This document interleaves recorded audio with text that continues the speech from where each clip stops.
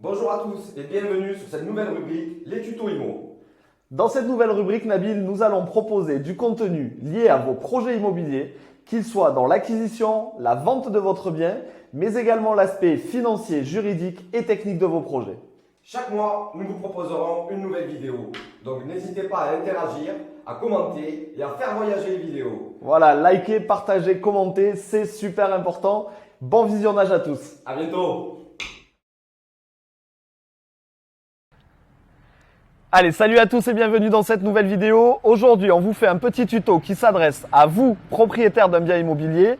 Et si vous êtes comme moi en train de songer à vendre votre résidence principale ou secondaire, vous avez très certainement besoin de quelques conseils pour vous y aider. Alors Nabil, aujourd'hui, je songe moi aussi à vendre ma résidence principale et je voudrais réaliser la meilleure transaction possible. Quels conseils tu pourrais me donner là, maintenant, tout de suite pour prendre le meilleur démarrage possible dans mon projet de vente ? Alors, le but de ta mise en vente est de déclencher le maximum de visites. Et pour cela, il faut que ton bien soit au juste prix. Donc, la première étape à pas négliger, je vous conseille de vous rapprocher d'un acteur de l'immobilier local qui saura déterminer le prix juste de votre bien. Ok, super. Donc je réalise une estimation par un acteur local. Je déclenche un maximum de visites. Mais ces visites-là, comment on les bonifie? Comment on fait que ça va matcher? Alors, le plus important, c'est les 90 premières secondes.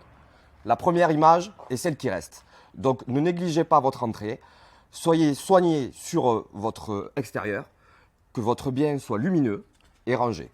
Ok, super. Dernière question que j'ai là en tête qui me vient tout de suite. On me parle beaucoup de diagnostic immobilier, de diagnostic de performance énergétique.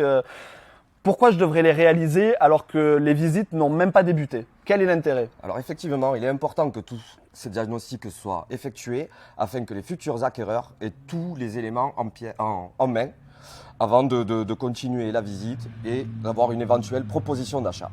D'accord, ok. Il y a une chose qui me vient en tête, c'est que effectivement, je me dois d'être transparent avec mes acquéreurs. Donc, je leur prépare le dossier le plus complet possible, les diagnostics, la taxe foncière, l'assainissement, le tout à l'égout également. Effectivement, sur l'Albret, le total égout est obligatoire. Le contrôle du total égout est obligatoire. Ça ne se passe pas sur d'autres agglos, mais sur l'Albret, le contrôle du total égout est obligatoire. Ok, super.